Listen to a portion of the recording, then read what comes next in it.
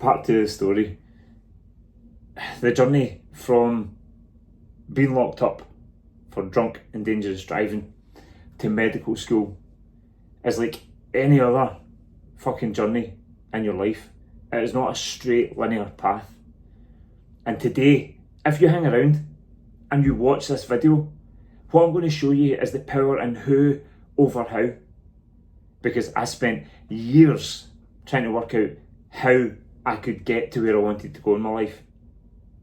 All I had to do was work out who I had to be to get there, and then live from that man every day. So we're going to go way back before I was arrested and locked up for drunk and dangerous driving. Story starts in a place called West Calder, in a brand new NHS development. I'm sitting there in a big transit van, big high top transit crew cab. There's 4 of us in the van. It's 10 o'clock in the morning. Sitting there, reading the paper, having my sandwich. Everything is good in the world. It's October. It was dry. In pulls the big silver Mercedes. And as he pulls in, we know who it is. It's the ops director for the construction company I worked for. And as he gets out, you can just tell something's off with this guy. This guy was waif-like thin, in his mid-50s, kind of salt and pepper hair, almost a sleazy kind of character. Always tried to be sharp looking, but a bit dishevelled. And he jumps out and he breaks the news. Boys, we're going to have to let you go. I know we said everything was going to be okay, but this is the end of the road. We're going to wind you down, that's it, and all the best, basically. So what followed that, almost, looking back on it now, it seems like it happened in an instant. It seems like it was over and done.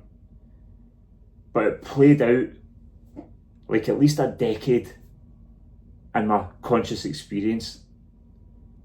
What happened was the income was gone. So the debt that I had accrued for holidays and cars and houses became a noose around about my neck. There was no way for me to service that debt. And what had I done? I left the school and I worked in construction. So I knew construction, but it's 2009, and since 2008 there's been no jobs in construction because every company worldwide were laying off staff left, right and centre. So no job, no income, and these bills were due, day in, day out, they were due. The letters come in, final notice come in, guys at the door, house repossessed, car repossessed, back with my parents. Depression is what kicked in, because I was helpless to influence the situation. From the current state of ignorance that I lived in, from the place that I lived in, there was no solution. And if there's no solution, it is helplessness. And helplessness is depression because there is no way out of where you are. And if back then you had told me I had to become a certain person to get out of it, I couldn't have accepted that information. And maybe you're sitting in that place and you have been for a long time. But every single time that you hear it's who you have to become to find these solutions, life becomes easier. Yes, it's difficult. Yes, it's hard. But life becomes easier when you tackle the hard stuff today. And the person who can tackle that is the who. You can read all the books under the sun, and that's what I'm just briefly going to touch on here. So I get into sales, commission only, door-to-door sales. The culture was energy juice and booze. So you had energy drinks to get you going in the morning, you had drink to numb you out at night. And that was how it worked, 6 days a week. The 7th day you just lay in a stupor and you get ready to go again as the week come round. And you were there, you left the house at 7 in the morning, you get back at 11 at night. plus. And that was life in door-to-door sales. But what it exposed me to was this thing called personal development. And I had no idea what it was. It wasn't in my family. My family were not about personal development. It wasn't in my society, my local village, my council estate had no awareness of this thing called personal. I didn't see anyone elevate their standard of life. I saw people live. And now that I think about it, it's not actually living. I saw people existing. And that's what I was doing. I had been existing at that point. And what will happen in your life is the universe will beat on your personal existence until you become aware that there's a thing called life and you should probably be doing it. And what happened was this door-to-door thing introduced me to this book called How to Win Friends and Influence People. And that changed my whole life. I was like, whoa, wait. You can learn how to live better. Like, you can learn how to do stuff better in your life. I'll give it a try. And what led on for that? I have read literally around about 1,000 books since that moment. How many of them changed my life? Probably each incrementally prepared me for a changed life, but none of them changed my life. What changed my life was a decision that I wasn't willing to continue to search, and I had to go in and I had to do the work. And that work existed and consisted entirely in the recreation of who I was as a man and as a person. And how could I then influence that quickly? To influence that quickly, I had to find out who that man was, design him, create him. That was certainly helped by the books that I had read, because I could look at people for inspiration.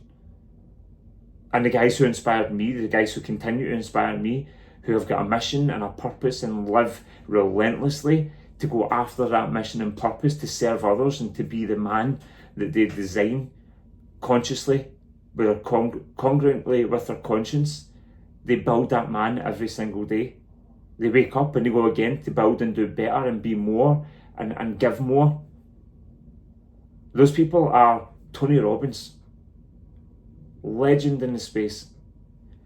Dr. Joe Dispenza, the guy inspires me endlessly every single day. I meditate every single morning. The next one, Gary Vaynerchuk. That guy is kindness personified, but he is also more than capable of telling you what you need to hear, not what you want to hear. And all these guys have that.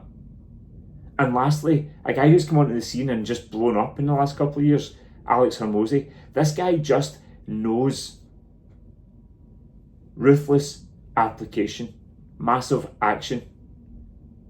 And what he gets is that it's a system, and the more simple you make a system, the more easily you can applicate it or apply it. And none of us are perfect. I've made serious mistakes. But every single one of them, I have learnt from them, applied the information that I got from the mistake, and moved forward with it. And that's what I'm going to do for the rest of my life.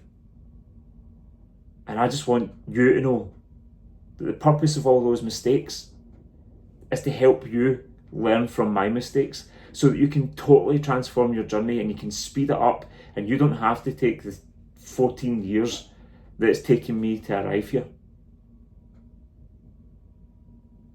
So, that story, the bankruptcy, getting into door-to-door sales, finding personal development, all that to say, all those books that I read to find out how could Ryan become that, achieve those goals? How could Ryan achieve those goals, not become that man? Because I'd missed that. I thought Ryan could achieve those goals. Ryan couldn't achieve those goals. The man I was couldn't achieve them.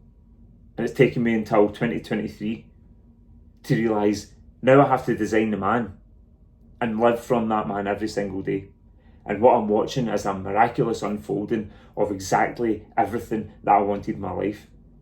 A beautiful, perfect relationship that we work at every single day. A perfect, miraculous little boy who has come into our lives and changed them beyond measure. A purpose and a drive and a body, a physical presence that I dreamed of for 39 years. To this day, I live now in the body that I should absolutely have committed to many years ago because I feel unbelievable. And I'm now in a place where I can absolutely, with certainty, deliver the coaching that I have delivered for 10 years, but without any lack of belief, trust, faith, commitment to exactly who I am and exactly how I coach guys like you to live a better life and to lead with a purpose that drives your whole family to the destination of your collective choice. That's part 2 of the story. Listen, if you can take anything away from this, like I said right at the very start, lead with who. Find the people who inspire you in your life and who you want to have parts of within your person. When you find them, there's a reason you have found those people. Take who they are, write it down on a bit of paper, and then tomorrow when you wake up, live as though you are already that man.